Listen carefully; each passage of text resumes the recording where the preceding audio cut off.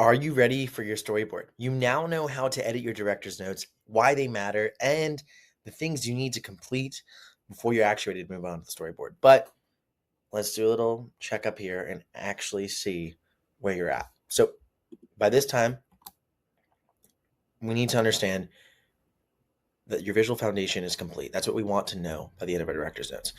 You want to make sure that your characters, settings, objects, and voices are aligned with your vision. And ultimately, doing this now is really important because you won't waste coins or time later fixing avoidable issues in your director's notes. So again, the biggest thing we could do right now is get our director's notes go before moving on because you'll save a lot of time and a lot of money. So here's a readiness checklist. You're ready for storyboarding if all key characters, objects, and settings are present. This is big. Do you have all the characters, settings, objects you need in your film? Imagine if you started to make a film in real life and you didn't have your main character, your hero, to actually start the film. That would not be great. Next one is making sure there's no duplicate character, settings, or objects. Essentially, is your director's notes clean and organized?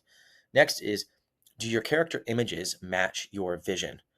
Likewise, you want to make sure this is true for both your settings and objects. Next is making sure the character physical descriptions are accurate and specific. This is super essential, right?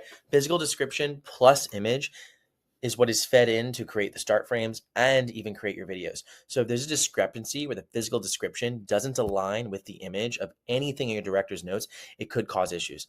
Likewise, we want to make sure that physical description is sufficiently specific so that if there's a scar, that it's aligned to that specific side of the character's face. If you don't say that the scar is on the right side, the model might instead say it's on the left side. So getting specific matters. Likewise, you want to make sure that the character voices match the intended personality and tone, and that you have versions such as wardrobes, variations, seasonal settings, and angles where needed so that you're prepared to actually rock your storyboard.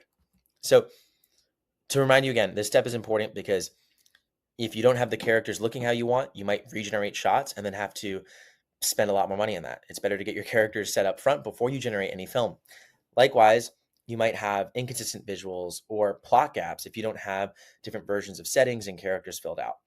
So ultimately, now that we have the visual foundation of our film, we're ready to move on to the next step.